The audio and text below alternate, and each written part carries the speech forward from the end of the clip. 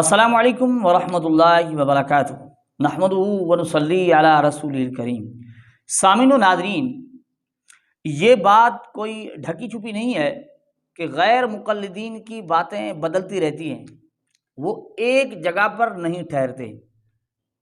اگر آپ ایک منصفانہ مزاج کے بندے ہیں، آپ کے اندر آپ انصاف رکھنے والے بندے ہیں، تو اب ان کی اگر آپ باتوں کو دیکھیں گے تو بات بالکل واضح ہے۔ اپنی ایک بات پر وہ ٹھہریں گے ہی نہیں۔ آپ سوچیں گے بھائی کیسے نہیں ٹھہرتے؟ اب دیکھیں ان کا ایک تو جو عام طور پر ان کا دعویٰ ہوتا ہے کہ بھائی ہم قرآن و حدیث پر چلنے والے ہیں، جس طرح وہ عام طور کہتے ہیں کہ دیکھیں بھائی اللہ کی طرف سے قرآن نازل ہوا ہے اور رسول اللہ کا فرمان، یہ دونوں منزل من اللہ ہیں، تیسری چیز کوئی نازل نہیں ہوئی، تیسری چیز ہی نہیں ہے۔ اور اس کے لیے مثالیں دیتے ہیں، دیکھیں بھائی اللہ نے 2 ہاتھ دیے ہیں، ایک قرآن کے لیے ایک حدیث کے لیے، تیسرا ہاتھ نہیں، تیسری چیز بھی نہیں ہے۔ اللہ نے 2 آنکھیں دی ہیں، ایک قرآن کے لیے ایک حدیث کے لیے، تیسری آنکھ نہیں، تیسری چیز نہیں۔ اللہ نے 2 کان دیے ہیں، ایک قرآن کے لیے ایک حدیث کے لیے، تیسرا کان نہیں، تیسری کوئی چیز بھی نہیں ہے۔ اب اس طرح کی جو وہ گفتگو کرتے ہیں تو اس سے یہ واضح بات سمجھ میں آتی ہے کہ یہ کوئی تیسری چیز ماننے کے لیے تیار ہیں ہی نہیں، اور یہ تیسری چیز وہ قبول ہی نہیں کریں گے۔ بالکل واضح بات سمجھ میں آتی ہے۔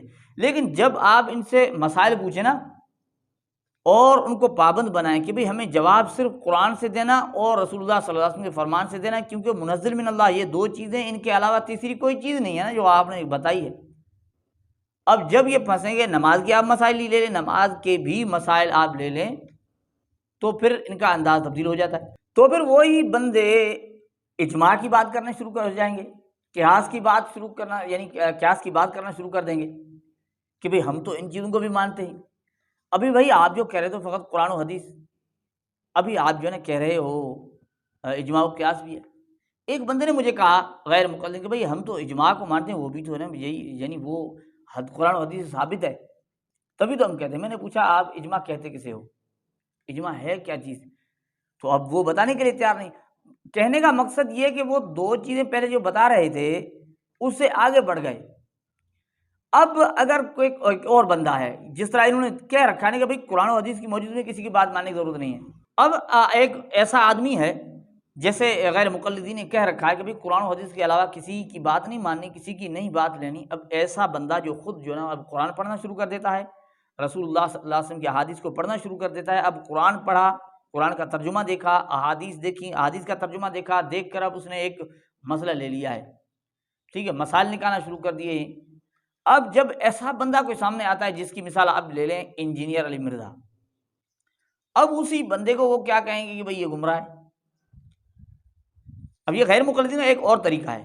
اب پہلے کیا بات تھی کہ بھئی قرآن و حدیث کے علاوہ کسی کی بات نہیں لینی، تیسری چیز ہے ہی نہیں، بات ہی نہیں لینی۔ اب اس سے بڑھ گئے، اجماع پر بھی آ گئے، قیاس پر بھی آ گئے۔ اب وہی بندہ ان سے ہی ایک بندہ نکلتا ہے، وہ قرآن و حدیث سے مسائل لیتا ہے، کسی امام کی بات نہیں لیتا، سب کو رد کرتا ہے کہ بھئی ہمیں امام ابو حنیفہ نہیں چاہیے، امام شافعی نہیں چاہیے، امام مالک و امام احمد بن حنبل نہیں چاہیے، قرآن و حدیث موجود ہے، ہم لیتے ہیں مسائل۔ اب جب وہ مسائل پیش کرے گا تو اس سے وہی لوگ گمراہ کہیں گے، بھائی کیوں گمراہ کہہ رہے ہو؟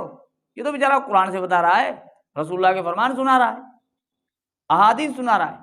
تو کیا کہیں گے کہ یہ منہج سلف کے مطابق نہیں ہے، اسلاف کے منہج پر یہ نہیں ہے۔ اب دیکھیں، اب ان کا ایک اور انداز بدل گیا، آ گئے نا آگے، یہ غیر مقلدین کا ایک اور طریقہ بدل گیا۔ اب آپ کہیں گے نا کہ اسلاف تو اسلاف کا طریقہ تو کچھ اور تھا۔ دیکھیں امام ابو حنیفہ اسلاف میں سے ہیں، ہم سے پہلے گزرے نا، صالحین میں سے ہیں، ائمہ مجتہدین میں سے، امت اسے مجتہد مانتی ہے، تو پھر ہم امام ابو حنیفہ کی بات کو مانیں۔ اب جب یہی لوگ اسلاف کی بات کرنے والے، وہ کیا کہیں گے؟ وہ کہیں گے نہیں بھائی ہم ان کو اسلاف نہیں مانتے، یہ ہمارے اسلاف نہیں ہیں۔ اچھا بھائی اسلاف کون ہیں؟ آپ کے اسلاف کون ہیں؟ اب جب آپ ان سے پوچھیں گے کہ آپ کے اسلاف کون ہیں، تو اس وقت یہ اپنے علماء کا آپ کے سامنے نام نہیں لیں گے۔ اب وہ کہیں گے بھائی ہمارے اسلاف تو صحابہ کرام ہیں۔ اب ان کا ایک اور طریقہ بدل گیا، ہمارے اسلاف صحابہ کرام ہیں، ہم قرآن و حدیث کو صحابہ کے فہم پر سمجھنے کی کوشش کرتے ہیں، جس طرح صحابہ نے سمجھا، جس طرح صحابہ نے مسائل اخذ کیے۔